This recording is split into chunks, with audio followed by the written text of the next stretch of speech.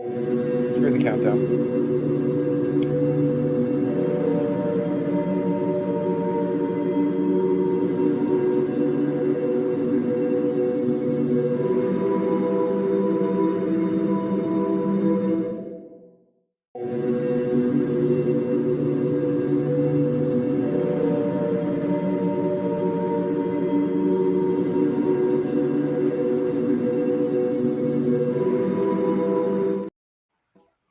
Hi, guys, and welcome to Sci-Fivision for August 18th. If you're still with us, thank you. They were, well, I should say they, because I was running late, but we had the show running and it was not on live. Oh my God, don't tell people that. We just had a technical glitch. Okay, we had a technical glitch. But hi, everybody. Welcome to Sci-Fivision. Please make sure you like and subscribe. And yeah, thanks if you're joining us for our review of the Institute, and make sure that you come back at midnight for Scarlett and I's show for Nautilus, and check out the Discord that I'm going to put in the chat. If you haven't, make sure you join. You can get our schedule because I'll be figuring out soon when we're going to be doing Alien Earth, and you can get all that information from Discord. So yeah. Alrighty, sorry about that. If I can get it to pin. There we go. All right. Hi, Kimberly. Somebody waited for us at least. Oh, Kimberly finished the book. That's right. Kimberly Kimberly probably agrees with me that this episode they threw the book out the window and just changed everything. I mean, still kind of got to the end result, and it was sort of kind of the same, but in a very different path. Which I just telling Jamie before, I don't know how I really feel about it yet, because I literally just watched it. I finished it 10 minutes before we went on air, because I actually forgot that I hadn't watched it yet. Okay. So yeah, I'm still processing it. I was going to say, I think our consensus last night was that it feels like this episode, everything was moving kind of slow, and then all of a sudden they tried to push through. Well, yeah, I mean that's how it kind of goes, though. Like the book, too. I mean, there's a lot of buildup, and then once things start to happen, they all happen fast. You know, Luke escaping and getting back to save everybody else. That's something that can't take its time. You know what I mean? No, but it did feel rushed. I think kind of everybody thought that. I don't know. You didn't think it felt rushed then? Or just you do, but it's in the book rushed? Is that what you're saying?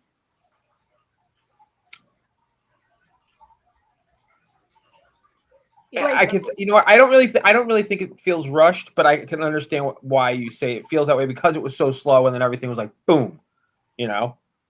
But that's kind of how. That's kind of realistic, because once Luke finally gets out, he's got to hurry. Once they realize he's gone, they got to hurry. You know what I mean? There's not a lot of nuance in this situation. Like, I know what you mean. Like, once you escape, you're being chased, so you're going to be rushing around. Yes, things are going to happen. It just feels like there's a lot that has to happen in 1 hour. No, there's not. No. Okay. All right. Honestly, I actually expected them. Well, yeah, I guess in this case, I actually expected them to be a little bit further along than they are. But I can see, so the hour is going to be fine.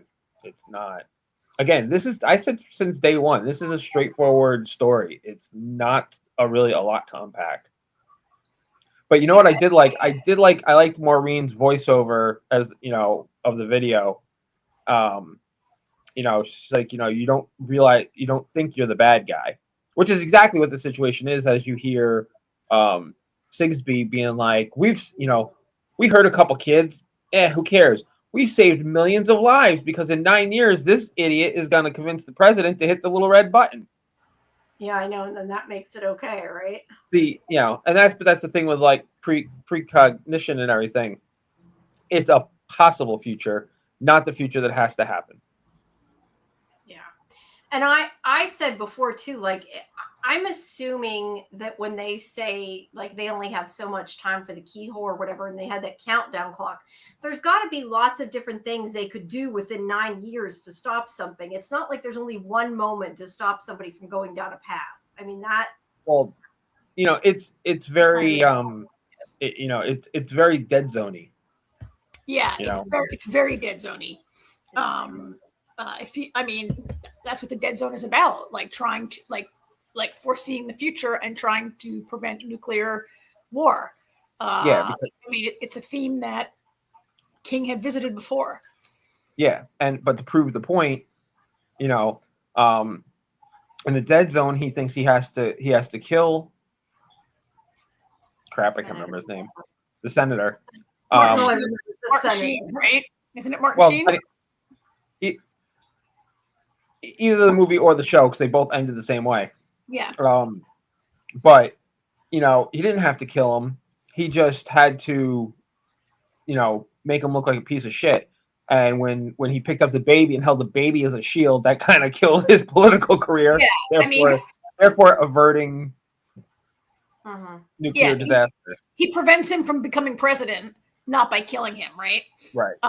But so there's always another path. I mean, I think, Jamie, you're correct. There are a number of things they have done over 9 years, which includes taking down the plane and includes killing that Russian guy. And there's a bunch of steps they're taking to prevent whoever from, right? They make it sound like, or at least I felt like they did in this episode, the way he was like saying it was near the end, or they only had 2 hours or whatever.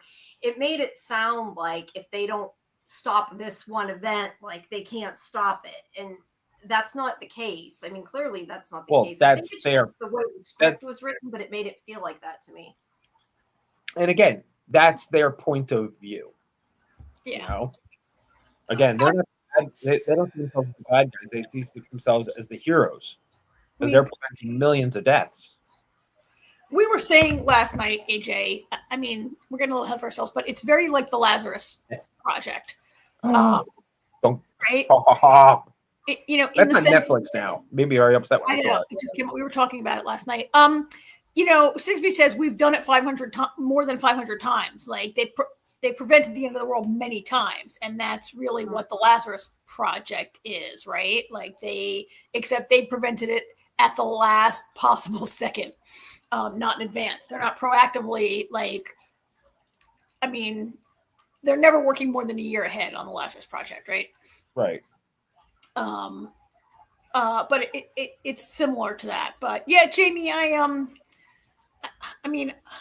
think you stop one apocalypse and there's always another thing. You have another one. We're always destroying the world, to be fair. Yes, we are. We're always destroying the world, to be fair. I wanted to put up a couple things Bill had written. Bill's been firing away and sprinkled in action in the last 3 episodes.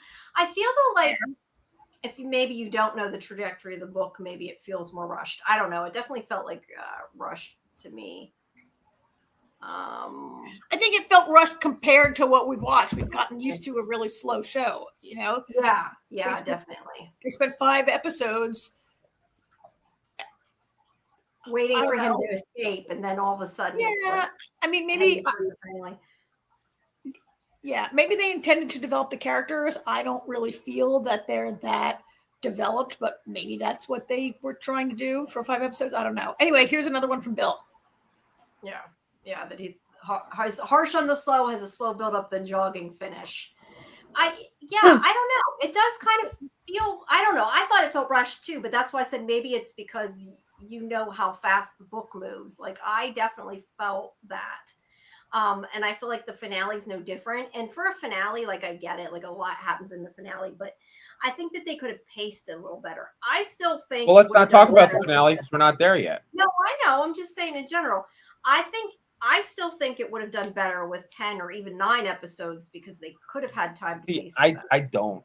But I know you don't. I don't think. I don't feel like more episodes helps this. I think it makes it worse because I think we end up in the institute longer. Maybe. Yeah. I guess it depends how they. I mean, more episodes. Maybe they make up some backstories, and we get some flashbacks type of thing. I don't know. Yeah. I don't know what that would look like, but. Bill says this looks like a blend of 80s mystery and the show Continuum. Kind of is a little bit if you think about Continuum, and they've got a lot of that old tech here. The build-up would only work well with compelling or shocking early reveals in the first few episodes. Yeah, maybe. I mean, the only thing I could say is maybe it's partially just the way the book is paced. You know what I mean? Like it's not. They can't. They didn't rewrite the order. You know what I mean? To some extent, they can't. So I don't know. I just think there are some issues, and that the pacing was a little. Speaking of, I did want to say, and I haven't even told you guys this yet. I just found it out like I don't know, like an hour or so ago. I don't know if it's going to be live yet or not, but we're going to be talking with Jane Luke, who plays Maureen, and with Vigo Hanvelt, who plays Avery. So those are coming too. I just found that out, and I did not get to tell you guys. So now everybody knows. So yeah, more Institute people coming. So Cool. Stay tuned. That's great. That. I mean, those are two characters that, yeah. I mean, they're here. You know, they're two protagonists, and they're two characters that are pretty interesting. Yeah, yeah. So, unfortunately, Maureen is not there anymore, but that's okay. Well, yeah. Well, there's only one episode left, so yeah, I know. So it still works before the finale. Yeah. All right, let's jump into it. All righty. Let me. Sorry, I don't have my. I have my windows all screwy. I don't know. So, let me ask you guys, because I know I had sort of mentioned this last night. I like how they kind of like went back and forth with her video. I don't want to say superimpose. That's the wrong word, but like showing her video while they're also showing her being wheeled in to be killed, because it's just kind of paralleling it. I like the way they did that. I thought it worked pretty well. Poor Maureen. I mean, yeah. Which I'm sure Tony was happy he got to. I mean, poor Maureen. I do feel like they failed to really explain why Maureen would be involved here or do something like this. And during her voiceover, she mentioned something about Afghanistan, right? And it was like, but it comes across as a throwaway line. Like, was her son killed in Afghanistan? Was she in Afghanistan? Like, what is like that line really kind of jarred me. And I know in the book they give you more reasons why Maureen is working at the Institute and why she stays at the Institute, right? And I think AJ, you can correct me if I'm wrong there. And that I just didn't get that out of Maureen's story. Maybe when we speak to the actor, she can fill us in a little bit. Yeah, this is where I feel like backstory was missing. I really do. It could be on the cutting room floor for all we know. That's true. Yeah, I mean, is there anything in the book, AJ, about Afghanistan? Not that I recall, but I also read the book a long time ago. Better off asking Bill or Kimberly. Just read it. Kimberly, she just read it. Yeah, that's where I feel like we could have done with pieces of backstory. But I do wish they had explained about her son, what that whole thing was about. Because, like, I thought watching it that it implied he was dead. But it sounds like he wasn't dead in the book. So, yeah, I'm not sure even why to bring her son in if they're not going to explain what happened to him. That, to me, is like very confusing. Yeah, it was like the major guilt that Luke had over Maureen. And it doesn't, I mean, just the fact that she's a mother really is the only thing that we've got there, right? Yeah. Kimberly said there was something about Afghanistan, so she'll have to. Oh, there was. Have to clue us in there. Yeah. Kelly agrees with me. Yes, we needed to know what happened to her son.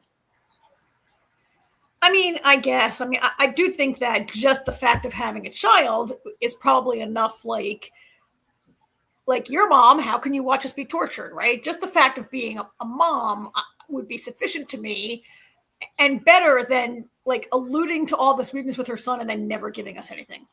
Yes. Yeah. That's what I'm saying. Like, I would have liked to have known what happened to her son, but you're right. If they had just not mentioned it, then it wouldn't have mattered. But the fact that he brought it up and acted like it was this thing, it made it seem important. Hi, Gabrielle. Welcome back. I know she had joined us last night in the chat. We had quite a busy chat last night. We had a lot of people last night chatting away. Did. That was awesome.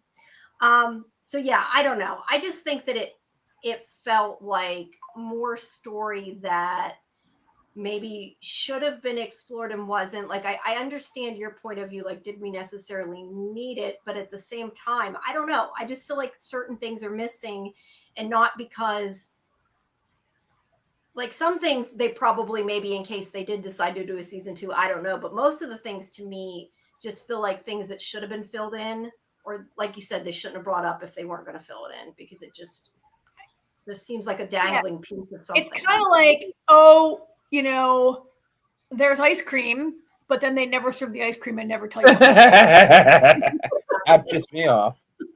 Kelly's right. She says they were hinting at it like it was some big secret. It did seem to be. That's why I assumed that her kid was dead, but then that wasn't what happened in the book. I just assumed that because of the way they acted, and then we never find out. So yeah. Well, and I think the book. I haven't read the book, but I think it like she needs money, right? It explains that she needs money. Like she's working at the why she would stay at this job. Why you would take this job and why you would stay at this job, and this whole like being guilted about her son, and that like Luke and Avery can read her mind and there's something about her son, but then we never get anything about it. Like, oh my God, why give us mind reading characters if we never learn any secrets out of anybody's mind, right? It's like Annie. Annie was the best character, and then we never find out anything. But Sprinkle Kitty. I want to say Sprinkle Kittle. Sprinkle Kitty. This does rip Maureen. Yeah, I like Maureen. All right, okay. I like Maureen. It is explained in the book. Yeah, I just don't know why they brought it up, because there's certain things like that. It's not just that; it's other things they did. I know we had some of them like saying it seems like there's some holes with things that they didn't fill in. That maybe it got cut for time, as AJ said. It could be. Maybe they just couldn't fit it in, and they didn't have time to like tell us what Maureen's like big thing with her son. That's the thing. You gotta watch what you cut. You're being told to cut, for time. Yeah. Cut somebody driving in a car. Don't cut a piece of information that we need for the story.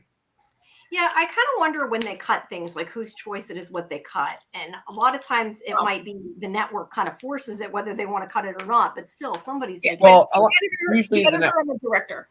Yeah. Sorry, I take it's the editor and the director. Now, maybe it wasn't cut. Maybe it's just not good writing that they like didn't, to me, if I wasn't going to get it from Maureen, then again, I'm fine with her just being a mom. And they're like, you're a mom. And don't mention it, right? I mean, just say she's a mom. Yeah. So we'll never know, but it was a little annoying that we didn't get that in the end. It was a little annoying that the person who put Maureen in the fireplace was Tony.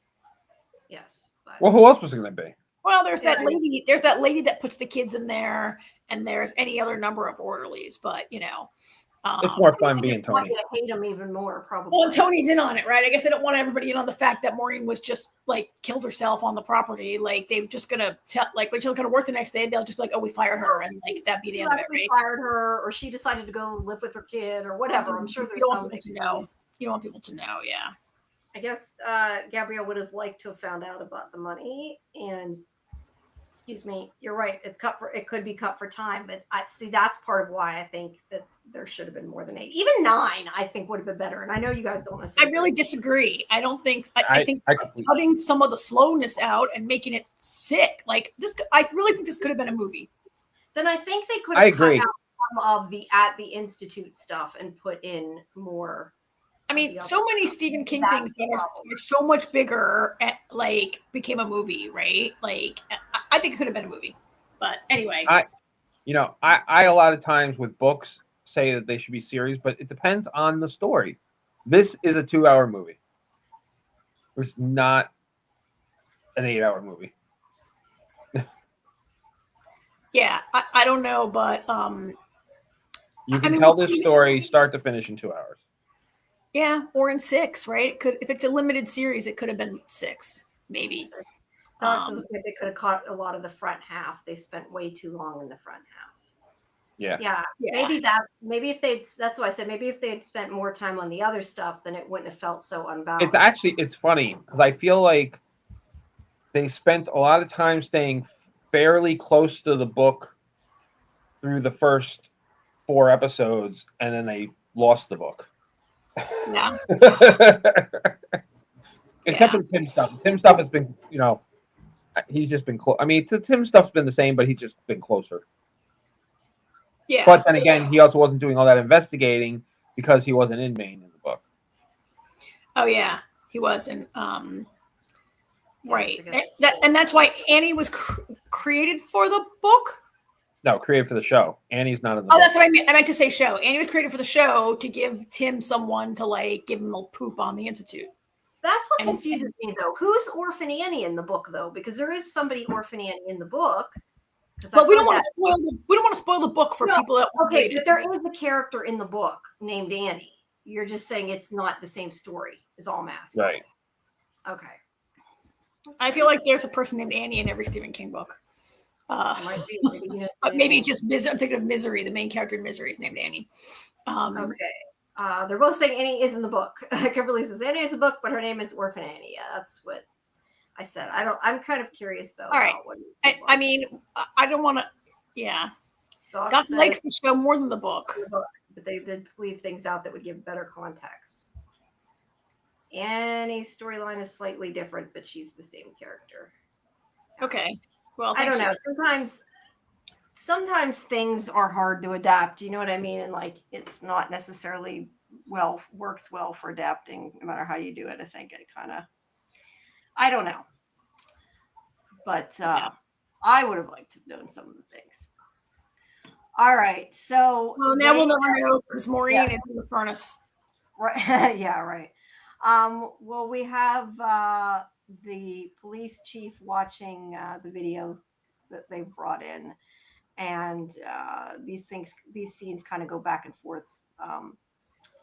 But it's that and Sigsbee and her team going to try to find him.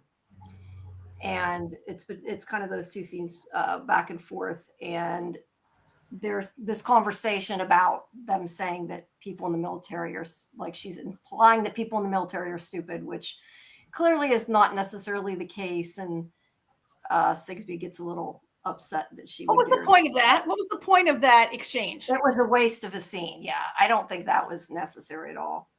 Like, I mean, we know her father was in the military. We already knew. I mean, we didn't know he was in the military, but like, what did it tell us that why did we need to know he's in the military? In fact, like her father, whether he's a garbage man or a PhD, whether he's living or dead, it's so irrelevant to the story that as we're watching it on TV. Maybe that was a thing in the book. I don't know, but trying to give Sigsbee motivation is not.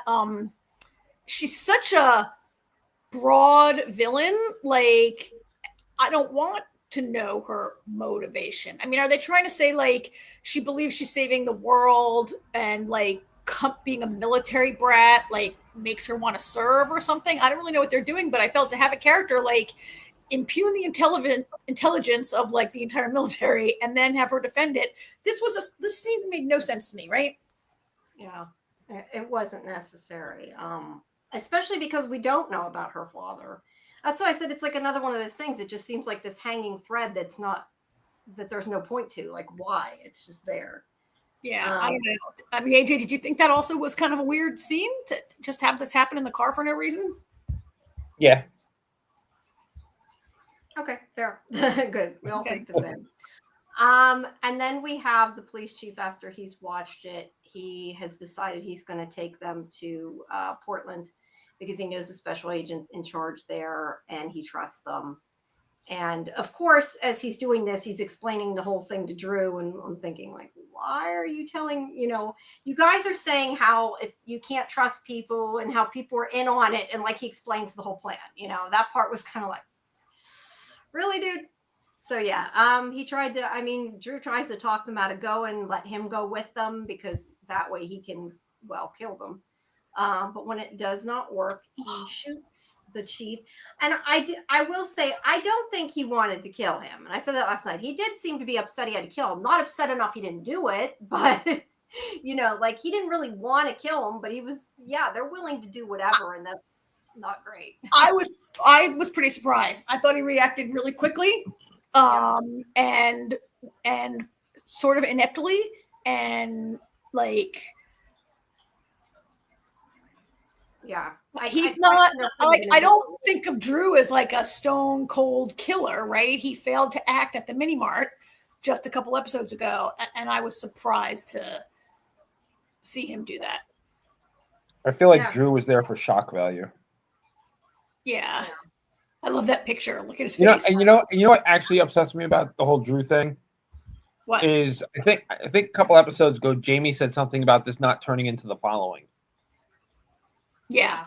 And I said it won't, and then we get Drew. Well, there had to be at least one more at this point, but why? Why did there have to be one more? I knew that there was going to be one more, but I mean, look, You knew because you saw it. Yes, no, but I'm saying like it could have been worse.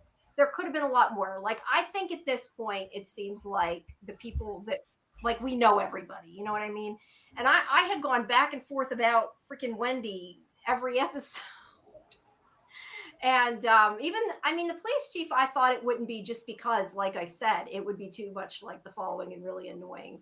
The Drew thing didn't bother me too bad because it kind of made sense that there was one more. But like, what was the point? Another thing that they kind of, not that they cut, but that seems like a hanging thread is like, I'm still calling them wrong name, Pendrell.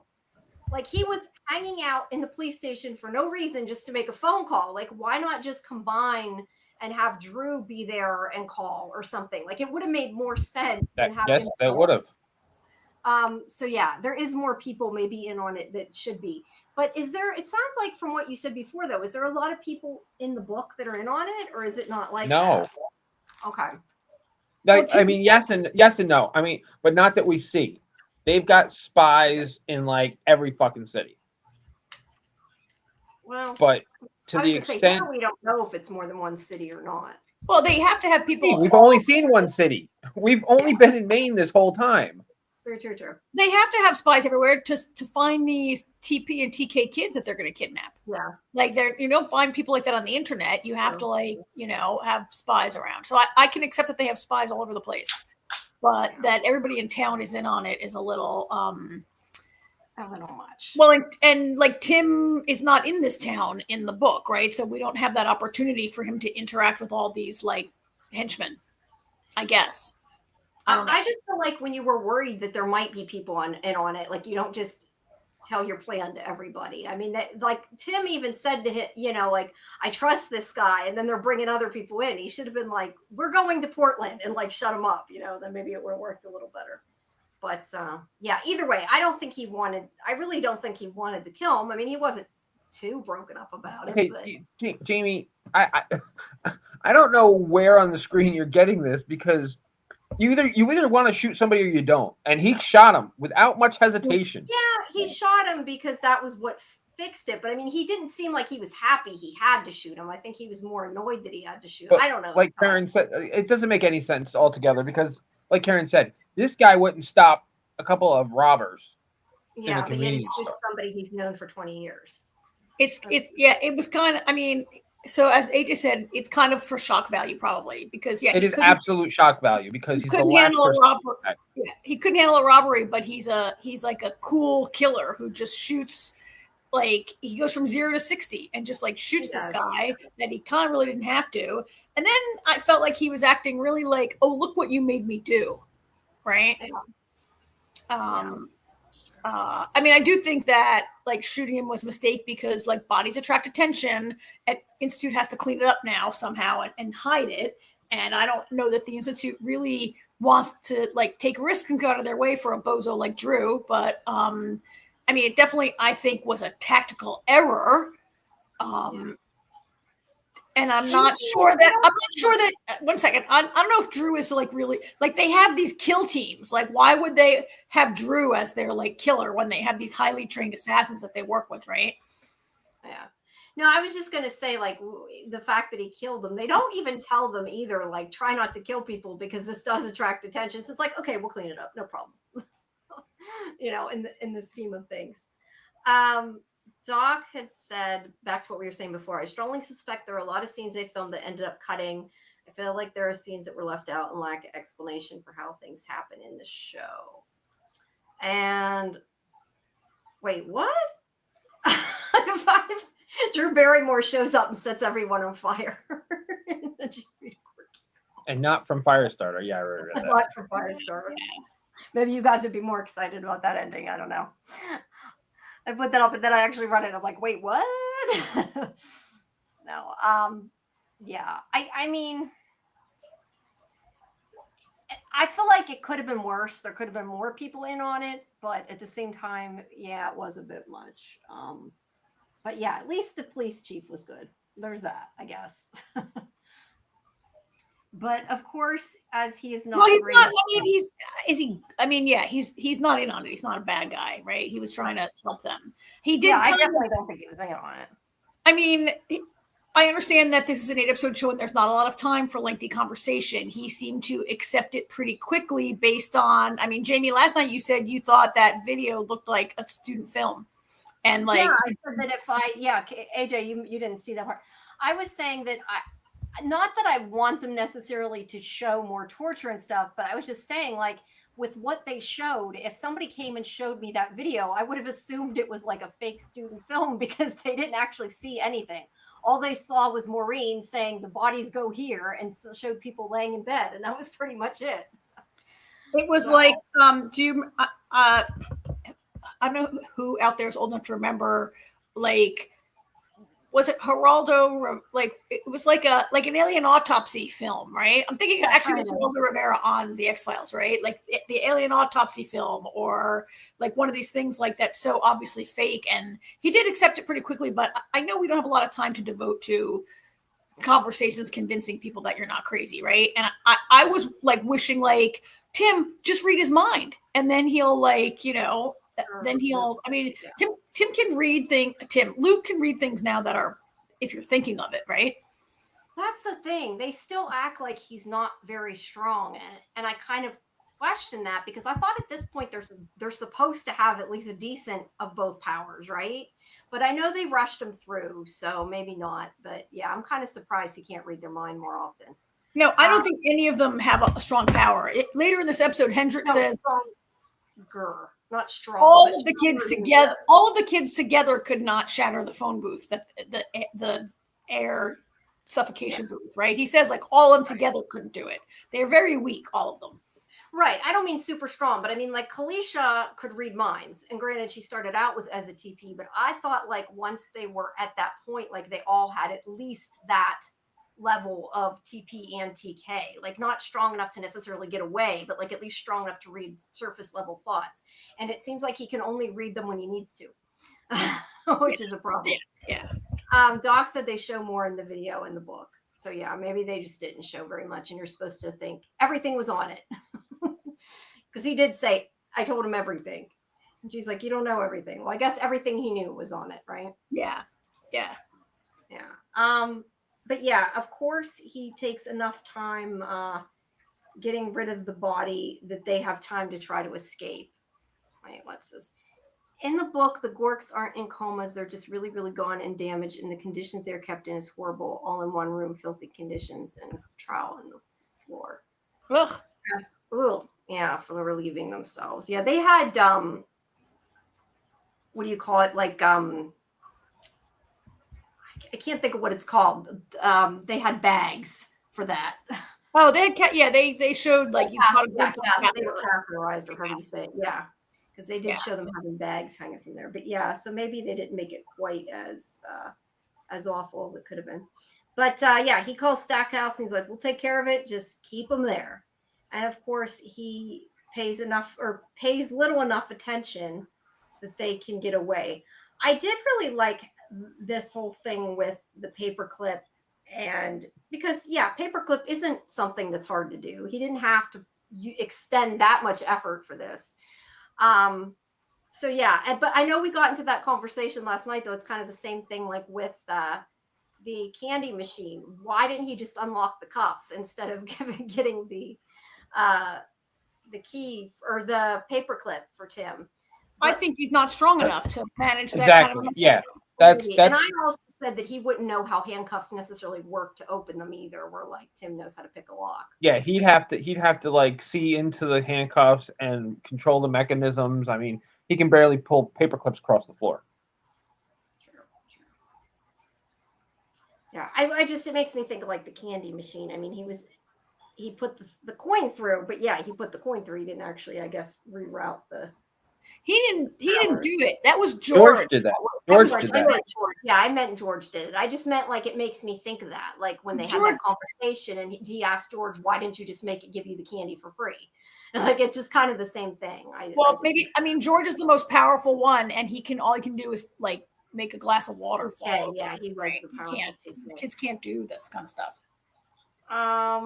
Kimberly says, here's a question that I have about the show with the episode Escape in this. How did not draw attention when someone came into the room and saw that the mask was off of Iris's face? I said something about that 2 weeks ago. Was it last week or the week before? Whenever Luke did that and he didn't put the mask back on her face, I'm like, for all he knows, he just killed her. Yeah, and she presumably needs it to breathe, right? She needs it to breathe. Yeah. Yeah, well, apparently, I don't know. We don't know what happened to her though, but yeah, he took it off and didn't put it back. So yeah, they go out after he gets the key. Well, first they, pretend to not have done anything. Excuse me, of course. He uses the paperclip. She comes in and starts, being mad at Drew, which Drew is not super great and sleuthy that he would have maybe paid more attention to them. They were right there. Well, yeah, I know. Really, they're not there now, Drew. You saying they were right there doesn't change the fact that they're not there now. You left them Handcuffs alone. Are there, but they're not. Like, you don't leave a TK alone. Like, you know that he has powers. Yeah, but Drew, he knows some of what's going on. Yeah, but Drew's a lackey. He's not a and he's not a smart lackey, apparently. He's not a good. He's not good at anything. And last night, like,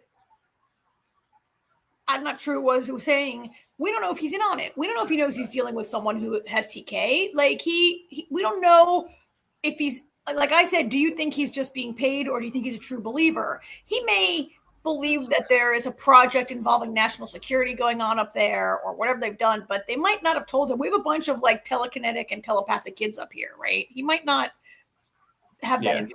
I would think, though, if you're getting people to be involved in it, though, like, you would have to really have a good reason to be like okay with doing things to kids. Like, not everybody. Right. But they don't. But that's what Karen's saying. He doesn't have to tell the whole story. He kidnapped the kid. I mean, the kid's there and he's beat up and he knows something's going on with the kid.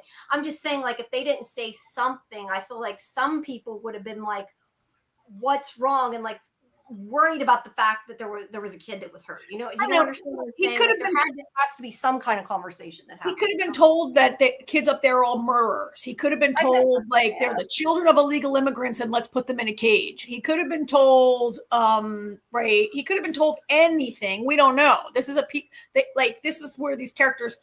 He's a lackey and he's just there to be a lackey, right? And I'm not. So maybe he doesn't know that Luke, is a TPTK.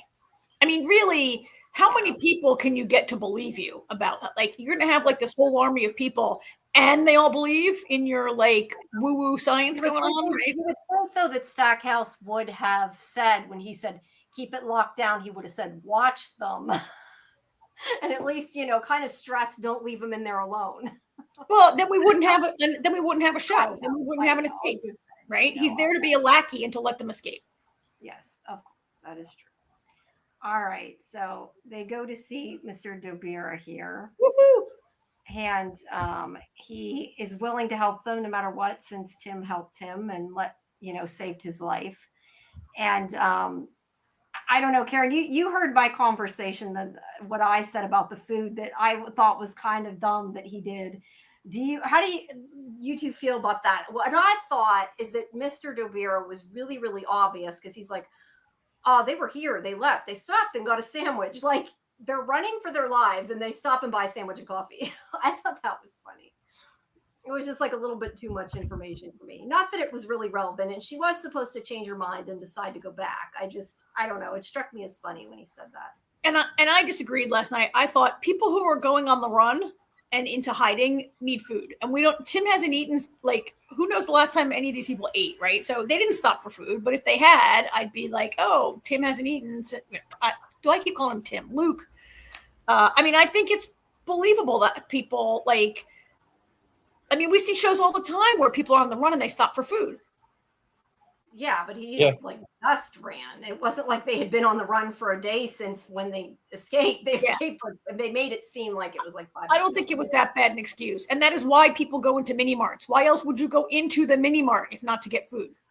Okay, that's fair. Yeah. Although you were suggesting they came in and robbed, he should say they just robbed me. Yeah, they right. said that Yeah, that's what you said last night. That that would have been. He could have said he took my car, but then they'd probably look up what his car was. So yeah. He could. Your car's in the parking lot, sir. Yeah, that wouldn't work. But yeah, I don't know. Just to me, it seemed like one of those things that was too much information. But yeah, I don't know. I mean, this whole scene could have been cut. They just hide for a minute, and then the useless fake FBI person fails to check if there's a basement, and then like this scene was a little throwaway, also, right? I mean, it was to create tension and establish that there's a chase going on here, but it. Yeah, I did. Well, it was also it was so they could get a gun. It was so they could get a gun. Yeah, he had to have the gun, and like I said too, the fact that he says when we unite, we're strong, I think is foreshadowing. Yeah, I know you don't nice. but I think that is definitely foreshadowing that the kids are going to work together, because that's kind of the point. But yeah, that was the best part. The best part of the episode was when Avery shattered the dream box. Yes, oh, yeah. Yeah, it was. That was great. Yeah, and that is the next scene when they are torturing this poor kid who's, I don't know, it's like he's even littler than the other ones. It's even worse, I feel like. And I know that any kid torture is not good, but you know what I mean. He's even younger in the book. Yeah. I think somebody said they're all young in the book. Luke's 12 in the book. Wow. So they're all about the same age. They aged everybody up by about 2 years. I see. Yeah. That way you can cast people over 18 to play them and work them harder. Yes. Although I don't think this kid is over 18. I mean, I could be wrong, but I don't think that one is. But yeah, they intersperse it with Sigsbee going back, and then they head over to see Wendy, and then, like you said, he shot. Whoops, I thought. Okay, that is the picture. Wow, you're really rushing through that. Oh no, you're not. They cut. No. It's like I said, it goes back forth. That's why I'm kind of skipping till we get to the part where they're actually talking to Wendy and stuff. Otherwise, it's kind of senseless. I said when you're doing screen captures, when they do that and they have a scene for like 30 seconds and go to the back and forth, it's really annoying because it doesn't. You know what would have been really cool? Just skip it. Yeah. If when the glass shattered, one of the pieces of glass like slit Tony's throat. That would have been really cool. Yeah. That would have been cool. Yeah. Yeah. It just like exploded and Just have a shard just stab him right in the neck. I kind of thought like at first maybe he was dead. Like I hoped he wasn't, but the way they did it. Oh, Avery? Yeah. I thought that there was a possibility when I saw it that he could have been dead. Oh, well, that means it was a good scene. If you believe that a person could die, then that's a good scene because these kids are pretty well plot armored at this point, right? Yeah, I mean, I kind of was like, more like they're going to kill the little kid. Like it kind of surprised me for that reason, which is why clearly I guess they wouldn't, because they did kill some of the kids, or at least we're assuming they're in the, back half being drained, and some of them ended up in the incinerator. But I kind of thought that it didn't make sense they would, just because he was the little kid and couldn't see that happening. But I'm glad he was okay. But yeah, he only cares that he's okay insofar as they want to use him. So that is kind of the point. Let's see what else. Sigsbee and them do have the conversation that if they don't get Luke in time, they'll erase them, basically. And then we go to Wendy. Poor Wendy. Yes, thank you, Doc. Yes, everybody, please like the stream and subscribe to the channel. It's very helpful, and we always appreciate it. Thank you, everybody, for chatting too. I love when people interact. It's great. So yeah, he comes to Wendy and is like, "We need your help," and tells her about the police chief. And I think it's funny though too. She's like, "You sound like Annie," and he's like, "Yeah, well, they killed Annie. Like, we already know this." But I still think the funniest part of this scene is whenever she says, "Did you hit him with my car?" It's throwaway line, but it's funny because he's all beat up. It's like, oh. And she's so worried about her car. Well, he never gave it back, to be fair. But yeah, she kind of believes what they're telling her just because the phones aren't working, the radios aren't working. She went and looked at the phone towers; they seem to be fine. Yeah, so she's starting to believe that he could be telling the truth. And they do start to sort of make plans to, head out somewhere and try to find somebody to get help.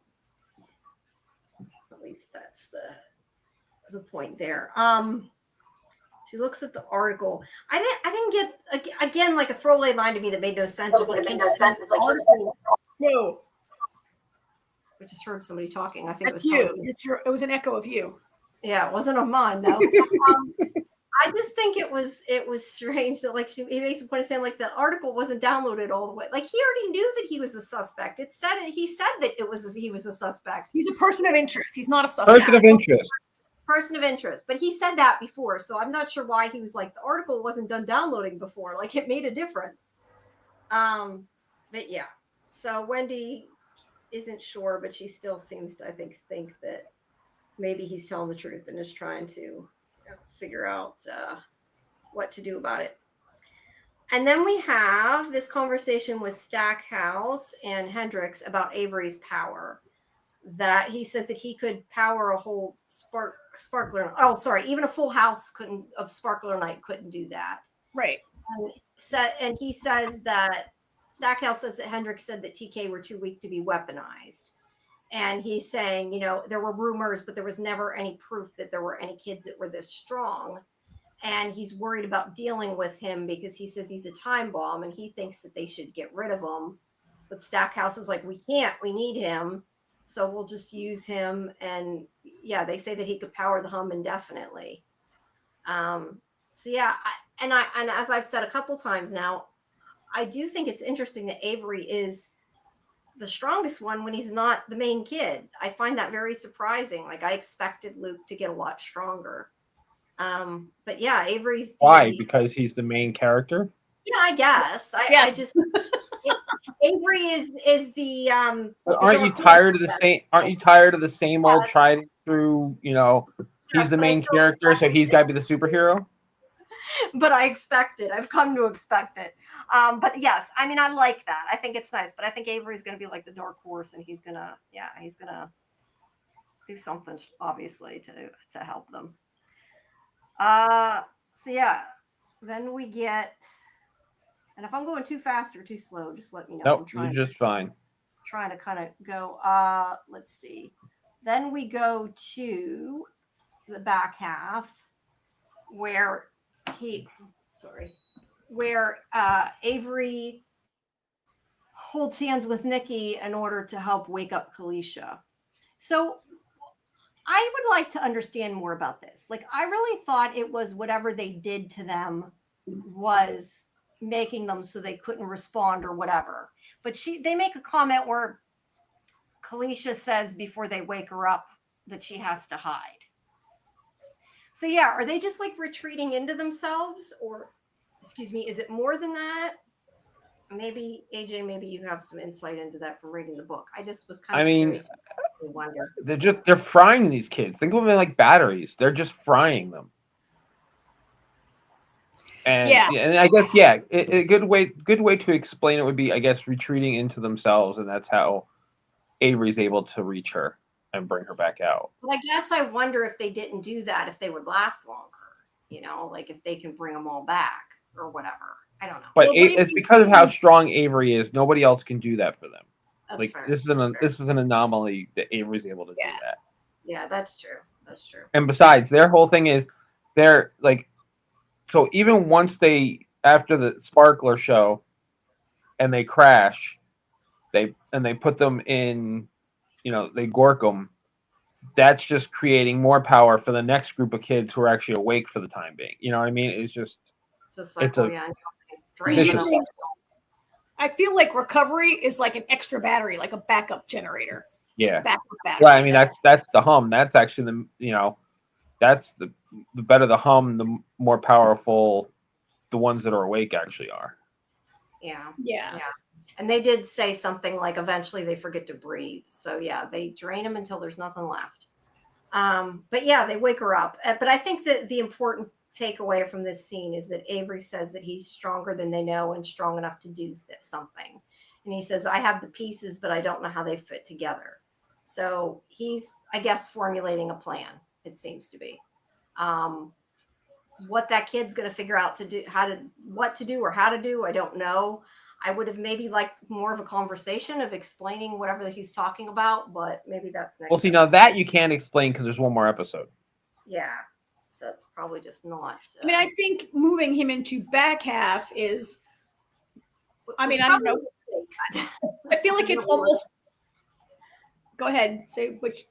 No, I just said it was probably a mistake on their part moving him there.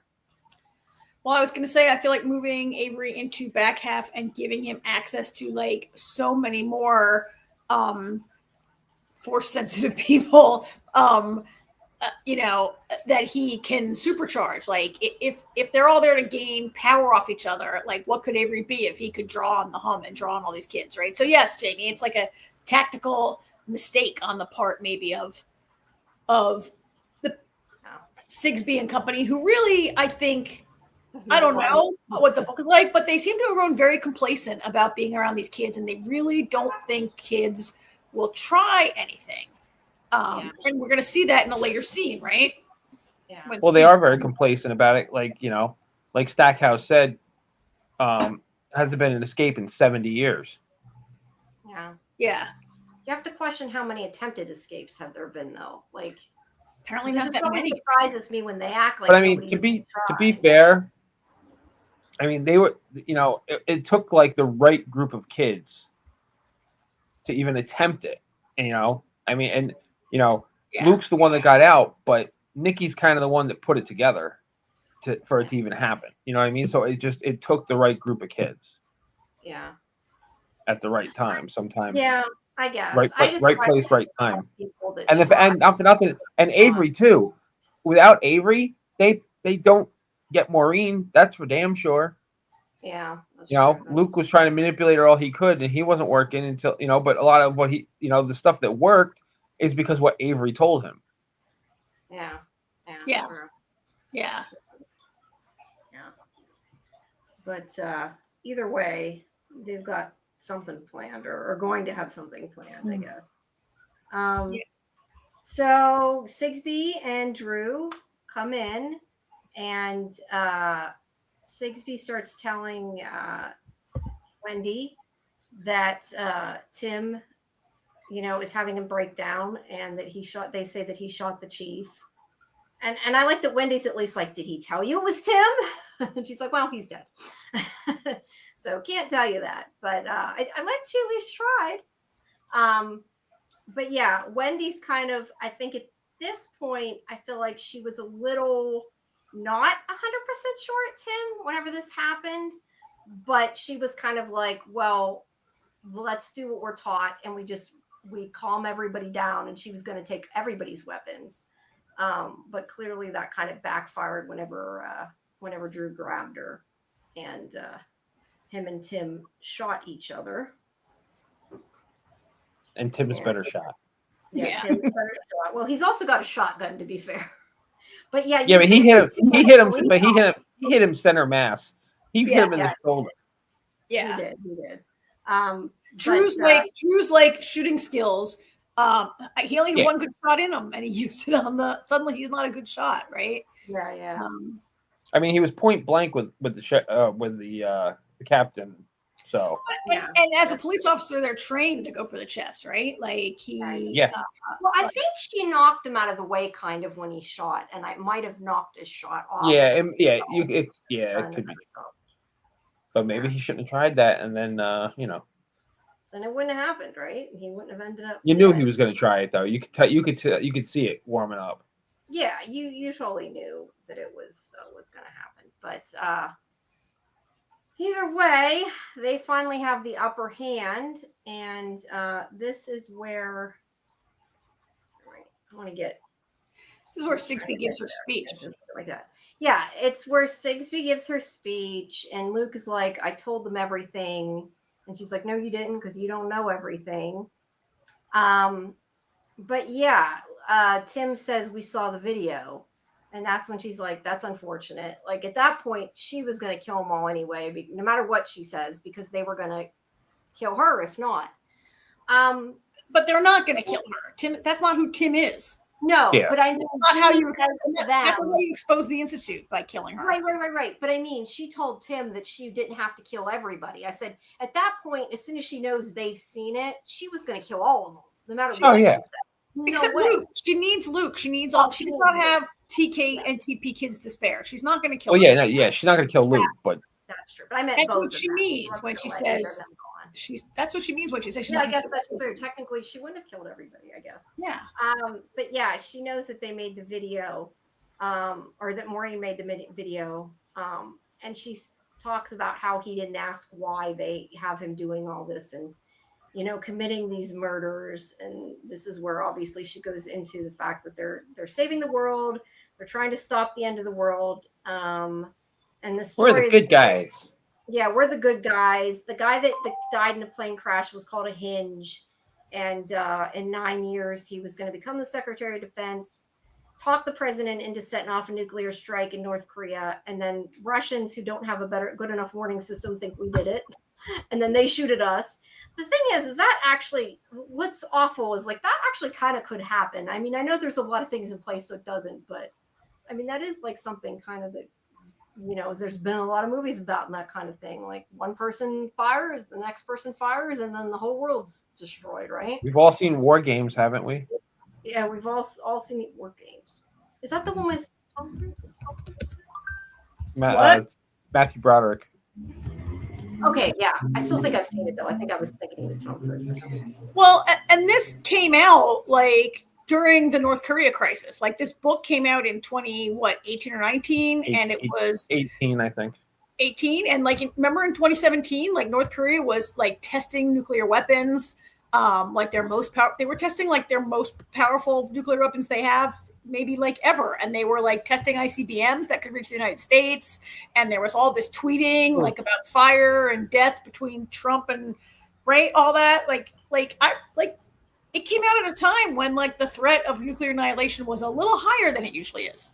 Yeah, I think it really was like it might have been really written at it was drawing on the spirit of the time.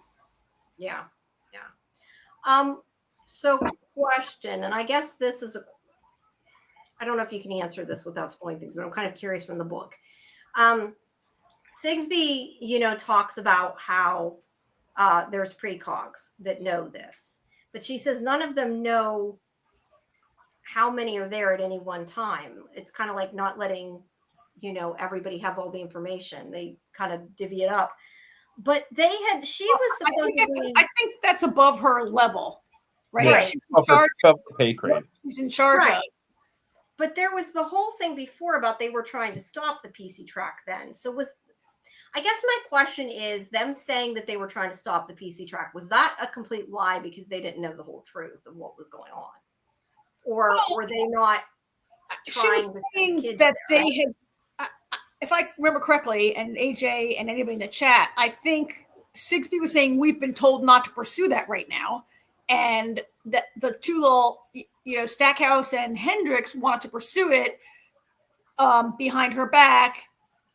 Was it implied that they wanted to sell those kids out to the highest bidder, right? Yeah. Yes.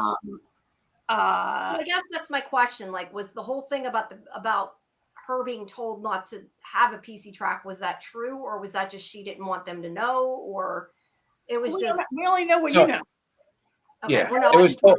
The viewers don't know. Well, it's implied though that she, you know, like they're all on the same page that they were told that by somebody. Okay. Yeah. Yeah.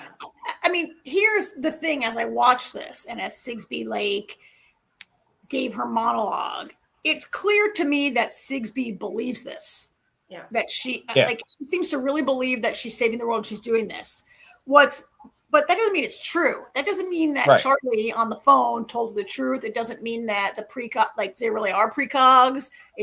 She doesn't have access to right? She just knows what she's told. So I think it's, I don't know if that's the story that I'm watching. If there were like more episodes, like, is there a bigger, is she just being told this? And truly these kids are being like somebody's paying Charlie, and he's just killing whoever they need to be killed, right? Like she believes it. I believe now that she believes it. What she's really doing is like saving the world. I don't know if she really is. Yeah, and that's what Tim brings up, which is a parallel to what Luke said to him before, whenever Tim told him to read his mind and see if the chief was good, and he, said that doesn't mean it's true, it just means you believe it. And they kind of brought that back up, which I liked how that circled back around. But we don't know. I guess that's the biggest thing. As I had said last night, though, I kind of thought at this point, I don't know, my theory was that Luke was going to be like, I'm a precog, take me, let them go. Like that was my immediate thought whenever she's talking about. Why would he do that? Well, not that he would really expect that to happen, but that he would somehow kind of formulate some kind of plan in order to save them and do something, stupidly heroic. I don't know. That's just what I thought was might happen. Well, given that so much emphasis was made of him being a super genius, his real power is his intellect. Right? I guess that's true. He's smarter than I am. I mean, he had one dream about something that was happening in the room next to him. Yeah, I know. Yeah. But they don't know any of that. Like they never even found out he could see the future. No. I mean, he saw like 30 seconds in the future. Yeah, like he didn't really, right? And maybe they take them and put them in pools like they do in a Minority Report, and like. I was just gonna say something about that. The thought literally just popped in my head. Yeah, that's what this movie makes me, or this show is making me think a lot of in this episode is Minority Report. Yeah. Well, same theme, Who's to say that you're stopping something that's actually going to happen just because somebody says it is? Yeah, and there's other ways, just like we said about Dead Zone, there's other ways to stop things without killing people or without torturing kids. Like they could potentially, divert the disaster without doing what they're doing. And that's why I still question if there was a way that they could do this without draining kids all the way, without doing the bad things, and maybe get people to volunteer. But there's another side of it too. Like using them this senator is going to become the chief of staff in 9 years and tell the president to push the little red button. Okay, you took him out, but what if by taking him out, you actually made the planet worse, and there's some kind of because of this, there's some kind of catastrophic explosion that destroys the whole planet because that senator is dead. You know what I mean? Like, yeah, it's all a house of cards. Know every outcome. I mean, one reason why I think it might not be true is they've never seen a kid who could lift more than 8 pounds. They've never really had very powerful, Luke sees 30 seconds in the future. Avery, we're not really aware of what he's ever seen in the future. And they burn through these kids and burn them out like so fast. But somehow, somewhere, there are people who are so powerful they can see 9 years in the future. Like, where did those precogs come from? Everybody, like, there's just no, like, they certainly didn't come out of the Institute, right? Like that's one reason why I kind of think could it be that Sigsbee and all them are not being told the truth? Like, where were these powerful precogs developed? Yeah. Yeah, that's where I feel like we're just missing a lot. I don't know. Again, there's only one episode, so I may be thinking bigger than like the book. Yeah, and that's where I wonder, give us. Like, are certain things right now left open because they're going to rush and answer them? Or are certain things left open because they were intending that they could have a season 2, regardless of whether they do? And I don't know. A lot of them just feel like plot holes to me. Like, they're not explaining things the way they should be. Well, there is one more episode. Yeah, there is one more episode. I mean, we got to wait and see, but I'm just saying. Like, I kind of wonder. Sprinkle Cookie said I was expecting Wendy to be in on it like Drew. Same for the chief, but I still don't trust her for some reason. What do you guys think? Do you trust her finally? Yeah. Yeah, I kind of gave up my Wendy crusade, I think, by this point. Yeah. Yeah. I guess we'll see. Well, we know the chief, or at least I'm assuming he wasn't in on it because he's dead, so he's kind of like irrelevant. I'm going to assume he wasn't because there'd be no point if he was, unless we're like going to get this long flashback or something, which I highly doubt. So yeah, but I don't know. I at this point finally believed her after all that. It just, yeah, it took me to this episode till I really thought one way or the other. Yeah. But yeah, the point is we're kind of left on this cliffhanger. We don't know whether she's telling the truth. Luke doesn't know whether she's telling the truth. I mean, he knows she believes it, but that's kind of irrelevant, because we don't know whether it's real.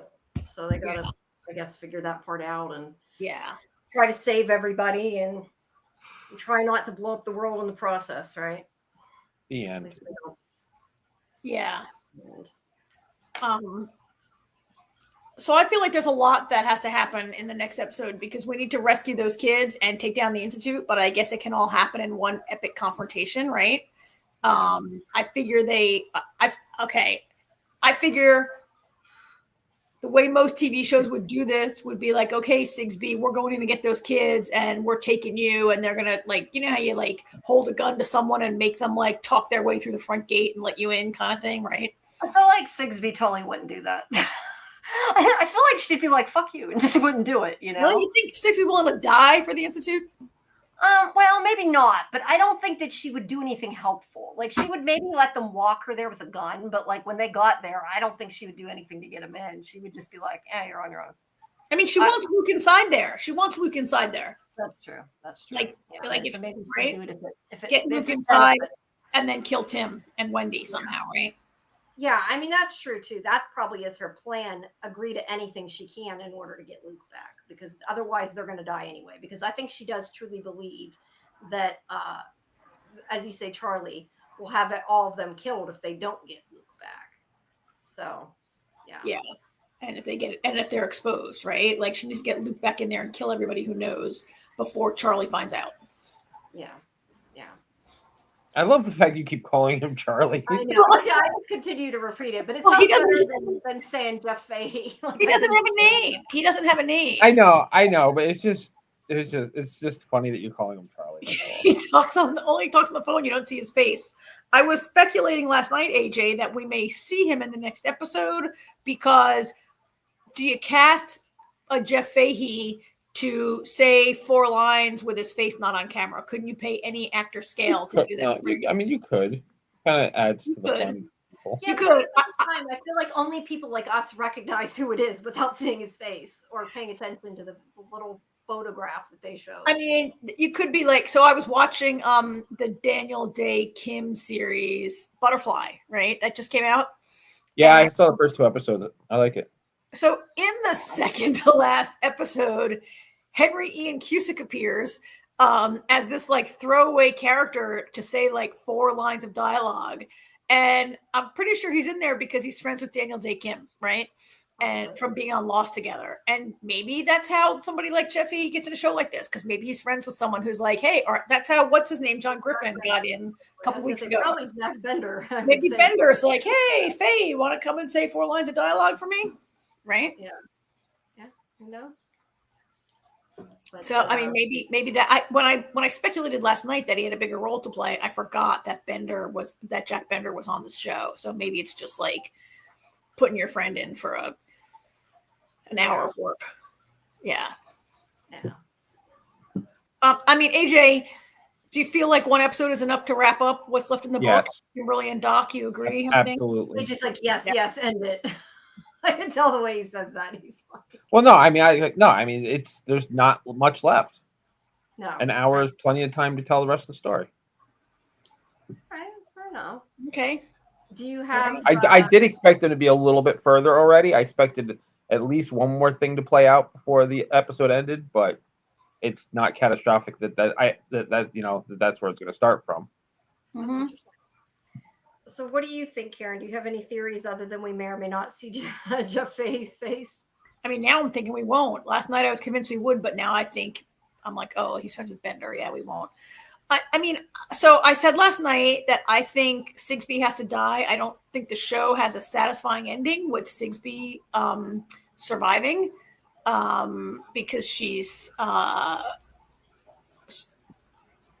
I don't feel like her argument, like I'm trying to save the world, holds a lot of doesn't create any sympathy for me or doesn't add dimension to her, right? Like sons of bad people think they're saving the world. The Unabomber thought he was saving America or whatever, right? So I don't really, I think maybe she has to die to get out of there. And what else did I say last night? I mean, I'm still holding out a little bit of hope. So the shattered glass in the oxygen deprivation booth renewed my hope that we might see like a big outburst of power. Like early in the season, I was like, oh, are we going to get a fire starter moment at the end? And then I sort of, as I see these kids, their powers are so weak. Even Avery was like not really that strong, right? He's strong compared to other kids, but he was not that strong when he came in.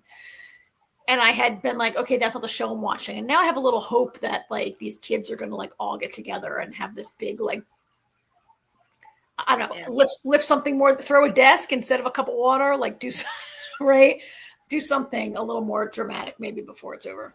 Well, there's got to be some kind of big confrontation, I think, is a given of some kind. And hopefully the kids survive, I guess, is the other question. Like, are they good? Because I know we talked last night. Like, do you think some of them are going to end up dying or sacrificing themselves for the greater good or whatever? I know AJ's being quiet because he knows what happens. I know, and that's why I'm asking you, because I know what happens too.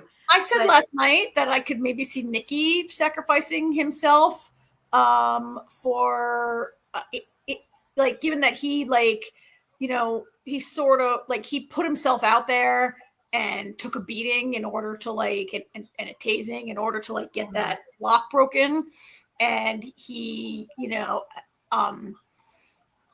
he may have it in if there's a kid who's not going to make it out, it might be Nicky. Could be Kalisha, who's so burnt already, except that I don't know, Avery loves her so much that I think maybe she lived. If one kid doesn't, if any kid dies, I think it's going to be Nicky. That's fair. That probably would have been my guess too if somebody doesn't make it. Whether they do, I don't know. But I don't know. My main thing was, like I said, there's clearly going to be some kind of confrontation. And that was my big thoughts when I watched this. But I also, like I said, I really thought Luke might do something stupid.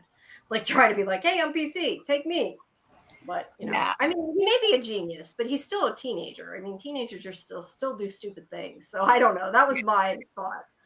I also speculated last night that they're not really going to bring it down. Like maybe they'll free all these kids and kill all these adults, and maybe this outpost gets dismantled, but the program goes on and other institutes around the country probably go on. I think it's going to have this sort of like not fully happy ending where it just seems if this the level that we've seen, it just seems to be like too big to take down just this one little outpost. And I don't think we're gonna have this moment where it's exposed on the news and everything is great. Yeah, I would agree also, just because of what I've heard you guys say, like about how you know more about Stephen King than I do, obviously, but like how these kind of people with powers are like all around his universe.